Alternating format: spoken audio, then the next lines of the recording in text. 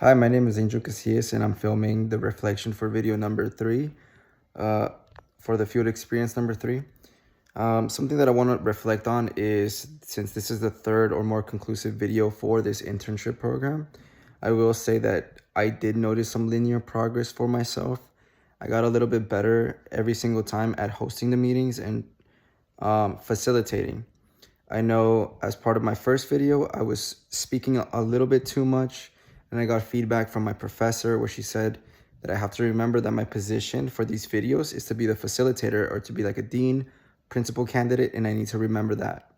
And so in my second video, I did somewhat of a better job, not to the fullest extent, which is why she re-emphasized that I need to talk a little bit less and do a better job at facilitating.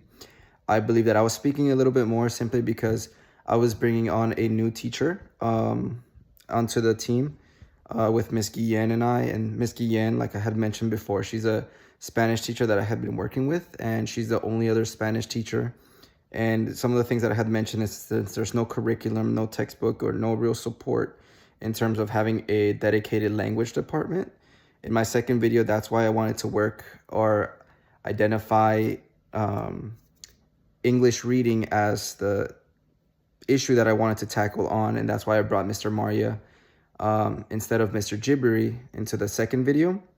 As for this third video, it was a continuation with Miss Yen and Mr. Maria and identifying some of the things that we did conclude in our at the end of the second video as potential solutions. And so some of these things that we had talked about was, trying to set up some tutorial times because our schedule is definitely not the best in order to have tutorial times or to do anything like that, setting up meetings with students. And so one of the solutions that we had come up with is that during Ramadan, which was all of March, we should be able to host a lot of the students into our own classrooms and be able to say, hey, you know what? Let's have a brief tutorial based on these specific basic grammar concepts. And we noticed that a lot of the issues with the Spanish department were the same issues that the students were having in the English department with their reading and skills. And so that's the reason that I had been speaking with Mr. Maria and trying to help him become well acquainted with our school, well acquainted with our demographic. It was a lot of me just like trying to teach him like, hey, this is what the TAPR means. This is what the PEIMS data means. This is what X things means. And especially as a first year teacher, that's going to be something that's pretty intimidating. And I think that as a more experienced teacher, I was able to guide him a little bit better, especially since he's a young man and I'm not much older myself. I believe I'm like 8 years older than Mr. Maria. And so me having 5 years of teaching experience versus his first year and coming in halfway through the school year, definitely wanted to make him feel like he was part of a team. And I think that's definitely a good leadership trait to have. As for the reflection on this third video, now that I'm getting a little bit sidetracked, for this third video, I wanted to mention that, again, I have Mr. Maria and I had Ms. Guillen, but as taking the advice of my field experience site supervisor, I was more so facilitating. I did give an introduction like I did in my first and second videos about myself and the school demographics, but it was a lot more brief and it was a little bit less descriptive since I didn't want to get too repetitive. But I think it was important to mention since for whoever were to watch this video, it would set like some sort of precedent like, oh yeah, he's talking about this kind of school, this kind of demographic, this is a charter school. And so I definitely did a little bit better at facilitating this meeting. I had Ms. Guillen introduce herself again, Mr. Maria to introduce himself again. And it only been a couple weeks of Mr. Maria working at the school. I know he mentioned that it was a couple months. He definitely got that wrong since he only onboarded directly after spring break, which was like mid-March, and now we're in early April.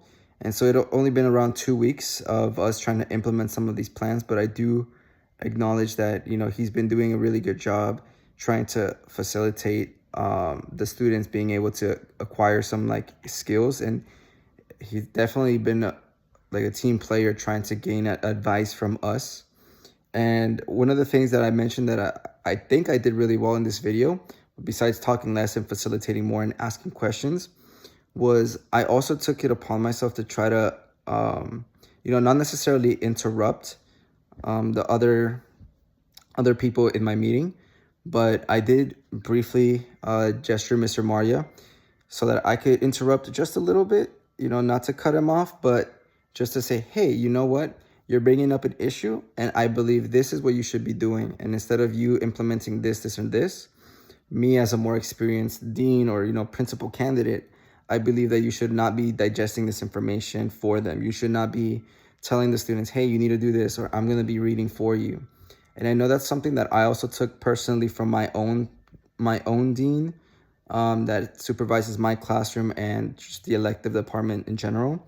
And so I believe that's something that's positive that I took from my personal dean, and that Mr. Maria, as a new teacher, and me as the principal candidate, the facilitator, I took very similar initiative to giving him pretty much the same advice, saying, hey, you know what? We think that the kids are not performing well. We think that the kids are not doing X, or X thing. And like Mr. Maria said, they're not using logic. And I think that if we're giving them too much help, that's also to their detriment. And so I think we should be motivating the students in order to say, hey, you know what, we're not going to do this for you. We're not going to digest the information for you. You are at a specific age where you should be a little bit more independent, and you need to use your head. And so being able to correct Mr. Maria and having him be able to accept it without us being like, hey, I'm here, you're here. We're like on the same team level. And I think that I established definitely a good relationship with Mr. Maria and with Ms. Guillen. And I'm sure that if Ms. Guillen were to do something similar, I would probably try to give similar advice. And I think it's important to know, age doesn't matter whenever we're doing something like this. Years of experience, it plays a little bit of a role. So Ms. Guillen is definitely more experienced than both me and Mr. Maria combined. However, I do think that between our personal relationship, she would be willing, and she is willing, to take my advice or my critique. I do know that it's a little bit more easier just because Mr. Maria is newer to the field in general. I think it's definitely a little bit easier to, provide a little bit of recommendations or a bit of criticism, and he'll take it more with a grain of salt since he's learning just as I am learning from other more experienced teachers. But I think if I'm being a principal candidate, I think to myself that I need to be able to also give some sort of guidance and give some sort of feedback to older people like Miss Guillen. And you know what? I think part of that is just building a really good relationship with faculty and team members just as much as the students. Something that I also want to emphasize that went well in my videos is I think my level of confidence has been slowly going up. I do notice that I think my facial expressions, I think I'm a little bit of a self-critic, and I say, hey, you know what? I'm definitely keeping my composure. I'm definitely keeping that eye contact with my participants, especially when I'm facilitating this. Versus in my first video or my second video, it's been me trying to fill in the silence, trying to fill in the gaps between them. And I think that I was a little bit more comfortable with saying, hey, you know what? Let's take a moment to think about XX or X thing. And, it's okay to have 30 seconds of silence. A meeting doesn't necessarily have to be us constantly talking. And if we notice, some of the things that we were doing is I did develop a spreadsheet for us to be referencing during our meetings.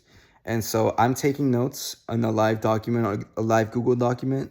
And Ms. Guillen and Mr. Mario are also referencing both documents and seeing some of the solutions that we had come up with, some of the summaries, some of the things that we had done.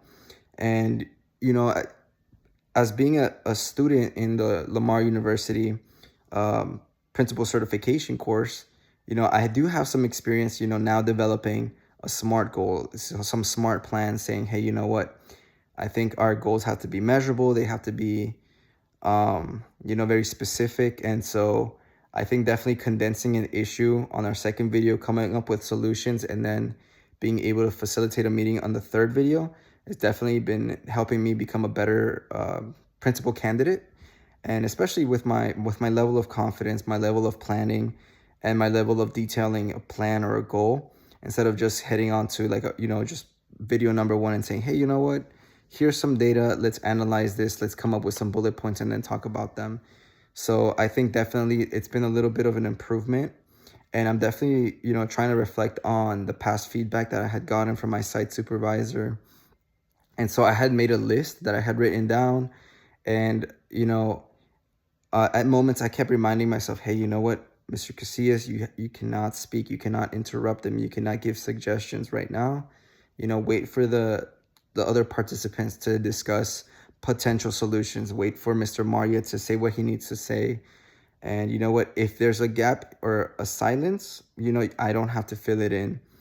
And so, looking back on my video, I do speak for maybe 5 or 6 minutes, just giving a brief introduction, just because I wanted to see that, or reiterate some of the same information in case Mr. Maria or Ms. Guillen forgot. Again, I did have that document for them, but I do understand that, meeting once every 2 weeks in order to talk about things that we have done in our classrooms is definitely a little bit difficult, especially with all the things going on in a school day. And so I remember that before spring break, one of the things that we were doing is practice IA testing for the STAR. And, after spring break, now we're heading into the crescendo area, which is, crescendo is basically just like STAR practice, condensing like, hey, you know what? I think our students are lacking in this specific thing for this subject or this specific thing. So it's very good for, in the video, I asked Miss Guillen what she's doing, that even though she doesn't have a STAR exam, what are sort of the things that she is missing or she still acknowledges that she needs to be working on. And, another potential solution, which would be Saturday school for her. And the same thing for Mr. Maria as he's heading into crescendo, him saying, hey, you know what, I think the students are not good at reading or analyzing text. So constantly self-identifying some issues and potential solutions, and me being the facilitator is definitely something that, I've been improving on, they've been improving on, with being able to, plan and meet with a dean or principal candidate such as myself. And a lot of this, it had to deal with time management.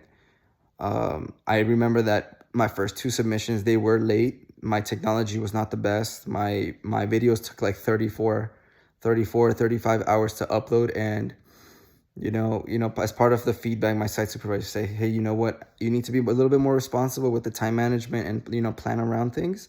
And so I definitely tried to ask Ms. Guillen and Mr. Maria ahead of time, like, hey, you know what, I cannot film this video before April 1st, but it has to be submitted by April 6th. So when is the best time for us to meet? And, we concluded that during one of our off periods at 10 in the morning, we were able to meet up.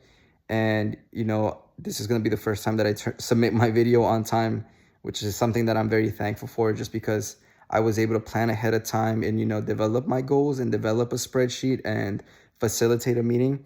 So definitely my level of confidence has been, more and more increasing.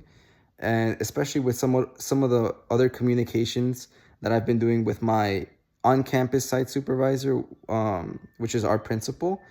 And, I've been getting some sort of feedback from him whenever we have some meetings or whenever I ask him for specific documents pertaining to the internship part of this course, and saying, hey, you know what, I think this is what we need. This is the kind of resources that we need.